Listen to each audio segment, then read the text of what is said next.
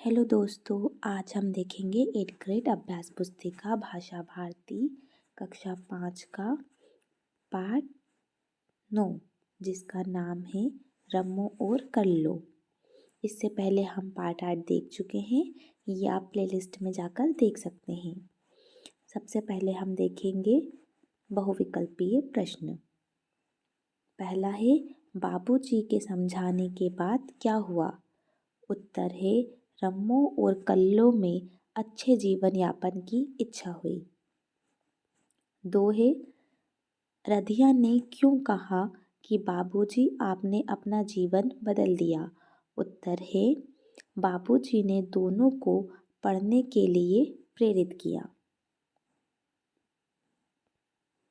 तीसरा है, अति लघुत्तरीय प्रश्न। रम्मो और कल्लो की पढ़ाई का जिम्मा किसने लिया?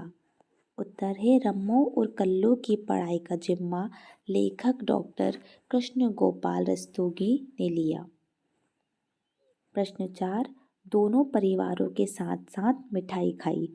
उक्त वाक्य में क्रिया का कौन सा प्रकार है? यहाँ हमें क्रिया का प्रकार बताना है। बताइए कौन सी क्रिया है? खाई, यानी सकर्मक प्रकार। उक्त वाक्य में क्रिया का सकर्मक प्रकार है। प्रश्न 5, खिड़की शब्द का बहुवचन लिखिए।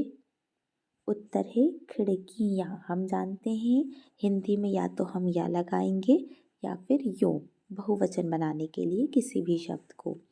प्रश्न 6, यदि रम्मो और कल्लो आपकी कक्षा में होती तो आप उनके साथ कैसा व्यवहार करते? उत्तर है, हम उनके साथ दोस्ती या मित्रता का व्यवहार करते।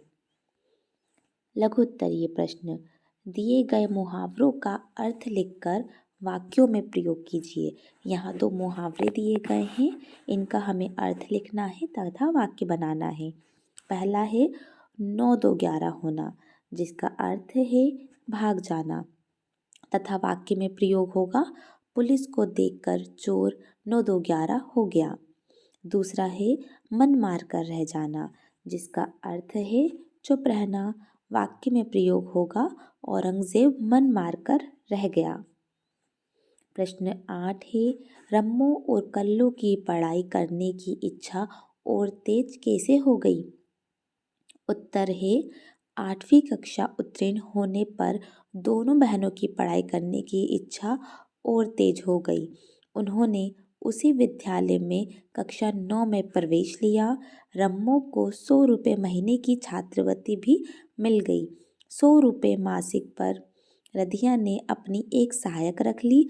रम्मो और कल्लो को नियमित रूप में विद्यालय भेजना प्रारंभ कर दिया। प्रश्न 9 है, रधिया अपनी बेटियों को पढ़ाने से मना क्यों कर रही थी? उत्तर है, रधिया अपनी बेटियों को पढ़ाने से इसलिए मना कर रही थी कि यदि लोग पढ़ने लगेंगे तो लोगों के घर का काम कौन करेगा? पढ़ने लिखने से क्या फ़ायदा? काम तो लड़कियों को ही करना है। प्रश्न 10 है, अकर्मक क्रिया वाले 2 वाक्य लिखिए। अकर्मक क्रिया वाला पहला वाक्य है वह हंसता है तथा दूसरा है हम सोते हैं। अगर यही वाक्य सकर्मक क्रिया के होते तो इसमें विषय के साथ कोई वस्तु भी होती। जैसे सकर्मक क्रिया के उदाहरण है, मैं पुस्तक पढ़ता हूँ, दूसरा है मैं फल खाता हूँ। अगर यही वाक्य हम अकर्मक क्रिया में बनाएंगे तो ये बनेगा कि मैं पढ़ता हूँ तथा दूसरा बनेगा वह खाता है। इसमें वस्तु या फल का उपयोग नहीं होगा, किंतु ये सकर्मक क्रिया है इसलिए इसमें मैं पुस्तक पढ़ता हूँ तथा वह फल खाता है, ऐसा वाक्य बनेगा। निम्नलिखित वाक्यों को सकर्मक क्रिया वाले वाक्यों में बदलिए। पहला है उसने देखा, इसमें बीच में आ गया चित्र तो ये क्या हो जाएगा? उसने चित्र देखा। मोहन पढ़ता है का सकर्मक वाक्य होगा, मोहन किताब पढ़ता है। वह खाती है जिसका सकर्मक वाक्य होगा, वह फल खाती है, जिसमें कर्ता के साथ कर्म भी होगा। प्रश्न 13 है, निम्नलिखित शब्दों में प्रयुक्त योजक चिन्हों के बाद के शब्द अनुमान के आधार पर लिखिए। हमें बताना है इसमें, जैसे जल्दी जल्दी। इसके बाद चांद का होगा सूरज, जैसे का होगा तैसे, चाचा का चाची, तथा कहीं ना कहीं, भाषा, ज्ञान, दीप, माला, कर्म का कर्ता। प्रश्न 14 है, निम्नलिखित स्थिति में योजक चिन्ह लगाकर शब्द बनाइए। यहाँ हमें योजक चिन्ह लगाना है। दो शब्दों के बीच में और की स्थिति होने पर क्या होगा? माता और पिता। दो शब्दों में का की स्थिति होने पर राजा का धर्म। इसके बाद है पुनरुक्त शब्दों के बीच, जैसे धीरे धीरे, ऐसे देश को हम पुनरुक्त कहते हैं। दो शब्दों के बीच में ना की स्थिति होने पर कहीं ना कहीं। तुलना के लिए सा, सी, से भी स्थिति होने पर, जैसे हम कहेंगे थोड़ा सा धन। मन हो या ना हो, ऐसे भी हो सकता है। दीर्घ उत्तरीय प्रश्न, निम्नलिखित शब्दों के मध्य में योजक चिन्ह हटाकर योजक चिन्ह के स्थान पर क्या लिखा जाएगा? ये हमें इससे समझना है। जैसे पहला है सुख दुख। सुख और दुख, यहाँ पर दोनों ही शब्दों के बीच क्या आएगा? और। आगे है राज धर्म, इसमें क्या आ जाएगा? का, यानी कि राजा का धर्म। धर्म अधर्म, धर्म और अधर्म। इसके बाद विश्राम गृह, यानी कि विश्राम के लिए गृह। फिर है भक्ति भाव, इसमें क्या होगा? भक्ति भाव से। आगे है दिए गए वाक्यों के प्रकारों का एक एक उदाहरण लिखिए। पहला है आज्ञावाचक शब्द, इसका वाक्य क्या बनेगा? क्या तुम पढ़ना लिखना चाहोगे?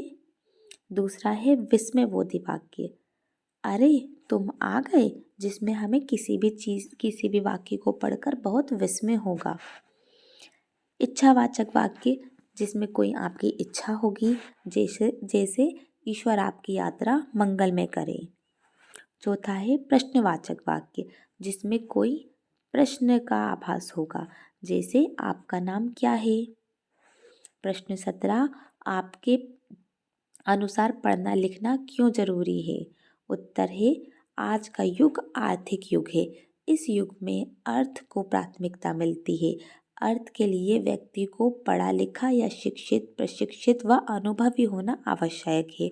पढ़ा लिखा व्यक्ति ही अर्थ या धन कमाने में सक्षम होता है। पढ़ने लिखने से व्यक्ति में समझदारी विकसित होती है, उसका दृष्टिकोण बदल जाता है, उसमें व्यवहार कुशलता आ जाती है। प्रश्न 18 है, निस्वार्थ भाव से सेवा करने के क्या लाभ होंगे? अपने विचार लिखिए।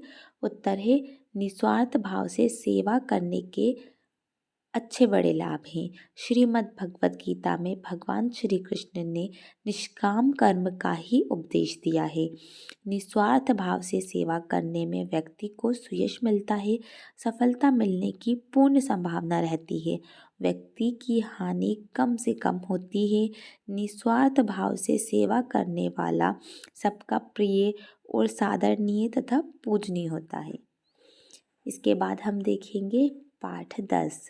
यदि आपको वीडियो अच्छी लगी हो तो लाइक करें, शेयर करें। Thank you.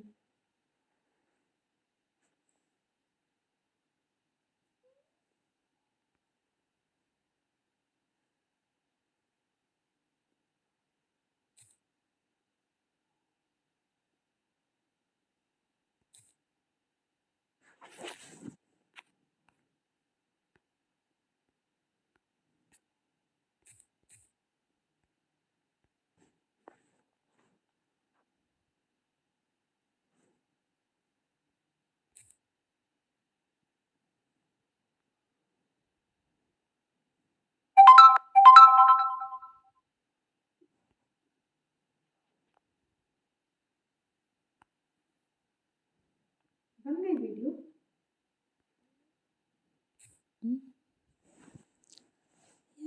हमारी वीडियो कहाँ गई अभी जो हमने बनाई? फर्स्ट नंबर पे होगी ना। बाप रे, मैं इतनी देर की मेहनत बर्बाद तो नहीं होगी? सेव नहीं हुई। क्या है पता यार।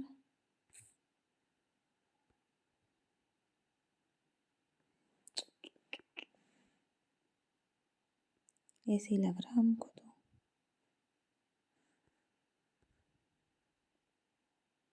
अरे यार अदिति, सेव नहीं हुई यार। आपकी 2 वीडियो बेकार चली गई, एक सेव नहीं हुई, एक पुराने चैप्टर पे बन गई।